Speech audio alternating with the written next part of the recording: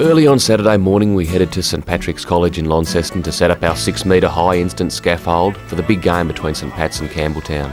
With the juniors just starting and a full game of juniors and then reserves ahead of us, we were confident of a great day at the footy. But there was no canteen or indeed many people, and when someone did approach me he let me know that we were actually at the wrong ground. We were supposed to be at St Pat's Old Boys just down the road. After a moment of absolute depression, I began undoing the scaffolding, and Wally wound up our 50 metre extension cord and undid our VCRs, and we headed down the road to the St Pat's Old Boys, where Matthew Gamble and his mates had been kind enough to set another 50 metre extension cord up for us. Unfortunately, it was on the wrong side of the ground. I guess it was just going to be one of those days. On Football Life, we're talking with Matthew Gamble. They call you Gumboot. Why is that? They call me Gumboot maybe because when I used to kick a goal they thought I had a gumboot on my foot, so I wasn't the best at kicks. I've sort of improved on that a little bit, but yeah. I believe you're also a performer. Tell us about your performance in the recent review. I didn't do an act of such. There was a few 5 or 6 acts in our players' review, and I went in with St Pat's and I come a third, very close second, so it wasn't too bad, a little bit of fun. Now this was a Miss St Pat's competition, so you frocked up? Yeah, I did frock up a little bit, not as much as others, but yeah, I didn't want to show too much. So, what did you actually wear?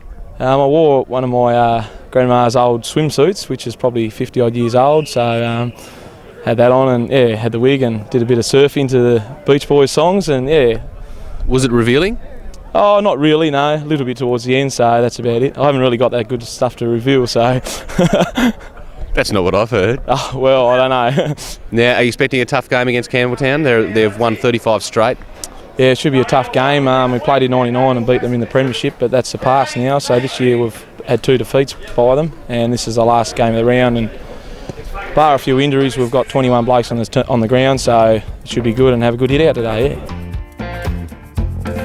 One of the unsung heroes in footy is the Gatekeeper, the collector of revenue. Tony House has been doing the job at St Pat's since 1984. Tony, you must be very popular with the club for doing this job. Well, I've got to be popular because no one else will put their hand up to do it, so I've got to take it on myself, yes. You keep at the gate till 2 o'clock and then you knock off? Yeah, around about 2 o'clock. As soon as the seniors, the ball bounces in the seniors, that's when I sort of head into it and head in and have a couple of beers.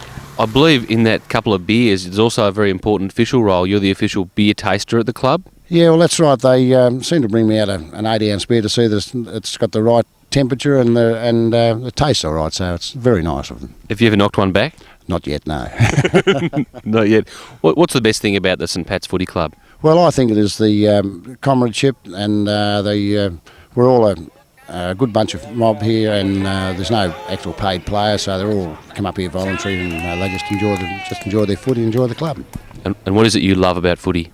I love watching them play, and I've got a son playing, and I'm very proud that I've had 3 boys played nearly 500 games between them, so I'm very proud of that. That's a lot of footy. It's a lot of footy, yes. It's a very lot of footy, and it's a long time watching football for me. Do you think you'll ever stop watching football? I don't think so, no. Not unless when they put me in a box, I think I'll stop watching then. This bloke behind you, Tony, is he trying to get in for free? He probably is. I'll have to have a look at him.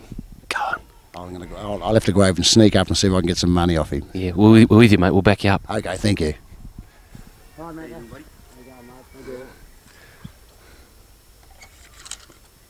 Here we are, mate. Thanks, Banker. Very sharp, mate. Oh, yeah, so you got to keep right onto them, otherwise they try and get in for nothing. Thanks, Tony. Have a good day. Okay, you too. Bye-bye. We left this trusty old football volunteer to his important job of collecting revenue for St Pat's and headed down to the club rooms to meet Terry Coyle and find out about the history of the club. In 1931, Father Scarf, who was a parish priest, Church of Apostles, he was decided to start the Old Boys Football Club and took the boys from the college, St Pat's College, that left school into the amateur league competition, and there was 4 sides. Old Estonians and St Pat's, 2 other clubs started, and we've been going ever since, yes. I would say that 1954 was the best side that I've seen put together. 84 was a good year for us. We hadn't won a grand final for 28 years, and in 1984, we played Rocherlea in the grand final at Youngtown, and we won that. And out of that game, it was very, very significant that there was 4 sons of 4 fathers who played in the 56 that played in the 84. A very, very good year for us. The Campbell Town Footy Club started at the turn of the century. Originally they wore blue with white braces. Their greatest moment in footy was in 1930 when they defeated City, led by the legendary Roy Kazali in a practice game before City went on to win the state premiership a week later. They've played in the Midlands, Fingal District and Deloraine-esque associations before joining NTFA Division 2 in 1998, where they became undefeated premiers, an act they repeated again last year. In fact, going into today's game against St Pat's, they've won 35 straight.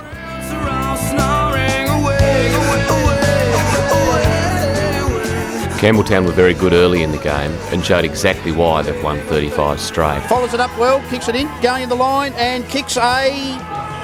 Mark, take it Todd down. Russell. Was that Todd? Yeah, Todd Russell, number 16. Drives it down. Russell! My attention was taken by Campbelltown full forward Todd Russell, who was great in the air and very strong. He reminded me of a young Wayne Fox. The way he used his body, the way he knew he was going to be the bloke to mark the ball, let you know he was a top-class footballer. St Pat's had their opportunities too, and when Stafford nailed this very high drop punt, St Pat's were right back in the game. Gumboot fired the boys up and they went to the quarter-time break with a 5-point lead. In the second quarter, Campbelltown had heaps of the footy, but blazed away, kicking more points than goals. Then, when St Pat's, through Stafford working hard, nailed this goal just before half-time, they went to the main break only 10 points off the pace. Hello! We've come to the most highest rating and controversial part of football life, and that's the taste test. I'm here in the canteen at St Pat's with Brooke, and I've looked at the board you've got here, Brooke. Your spelling is tremendous. You did well at spelling at school? I did, yes. Thank you very much. Yeah, it does look pretty good. I made sure checked it all before I wrote it up first, though. Excellent. And home economics was a big subject for you as well? Yeah, cooking. Yeah, especially the chips. Yeah. Tell us about your chips here. I believe you cook absolutely thousands of them. We do. We usually cook about 35 kilos of a home game. Yeah. 35 kilos of chips, just a couple of blokes that eat them, or? Yeah, no, just a few. Yeah, we usually run out though. We have people wanting chips still late in the day. What's the secret to a good chip? We have to change the fat. Most home games I'll change the fat and then make sure that it's nice and fresh for the next game. Yep.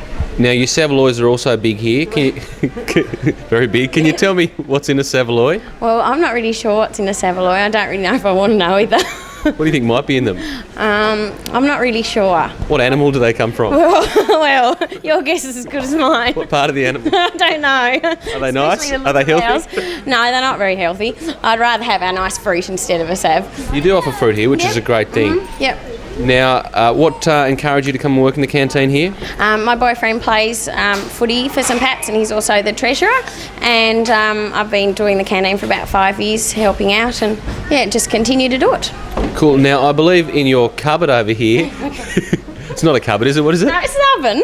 An oven in your pie heater. Yeah. There's something special. There it is. Nice new fresh bag of chips. Oh. And we offer salt and sauce. Salt and sauce? Yes. Yes, please. Okay. And a bit of sauce as well. Oh. There we go.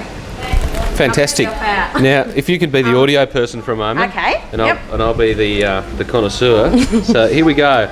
A chip with salt and sauce from the St Pat's canteen. Wow, that's amazing. You do change the fat, don't you? Yes. I give that 8.7 out of 10.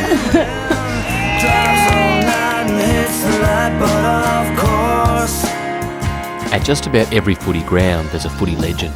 This day at St Pat's, I met up with John Fitzallen, who was part of the champion Tassie side who defeated Victoria in 1960 at York Park. On Football Life, we're talking with John Fitzallen. Now, you're known as the Cat. Yeah, I've called that at different times. Now, I believe your son who's playing, what's his nickname then? Well, they call him the kitten. Now, tell us about that game when you beat Victoria at York Park. A big and noisy crowd. Oh, yes. Well, it was a maximum amount of people that played that went to a football match. I think it was 15,000 odd to just recently when it was beaten when Hawthorn and Adelaide played. And well, it was just one continuous roar all day because I was all for Tassie, and it was a close game, and yes, it was really something I'll never forget. Forgot it. Reminded me, I reckon it'd be similar to a VFL grand final, and we finished up, we snuck home by, I think, 13 points or something at the end. The last year I played in the reserves that I played, and the start of the final, my final year, we played Ross Arden actually at Campbell Town, and the young bloke was playing on me, and he was a bit too fast for me. I lost a yard or two and that. Anyway, I tripped him a couple of times, and after the game I thought to myself, well, you know, it's time you got out. Once you start doing that, it's time to hang up the boots. So that's exactly what happened. I thought, well, I've seen the light. So I gave it away. As the St Pat's 76 Premiership side gathered in the corporate facility, Campbell Town kicked away early in the second half. The St Pat's bench was looking worried, but the boys kept within striking distance when Armstrong took this perler of a grab. That'd be a slips catch. Oh, Mickey Bernal would be proud of that. Then, Gumboot was brought to ground in this terrible incident and lay motionless in the mud. St Pat's 6 goals behind the pace. A few minutes later he took this grab. It was probably too late for St Pat's. But Gumboot had that chance for 15 seconds of fame that everyone dreams about. The opportunity to inspire the boys a week before the finals began. Knowing the importance of this moment, he backed away almost to the wing, deliberately striding in towards goal. Kicking from just inside 50, he slammed it into the man in the mark, knocked him over, ran around the mark, popped her on the boot and slammed her straight through the middle. Told the boys how good he was.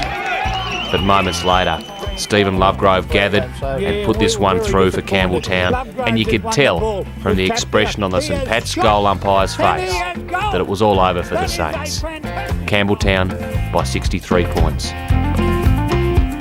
I think we can improve from today, and it's really put St Pat's on notice. If they want to beat us, they're going to have to step up to the next level. What is it you love about footy, Lovey? Oh, the hardness of the ball. You need under them packs, mate. That's it. I just love tackling on them, mate. That's it. Love the game. Play for the heart, play for the soul, and the camaraderie. That's great in the clubs, these country clubs. It's real great.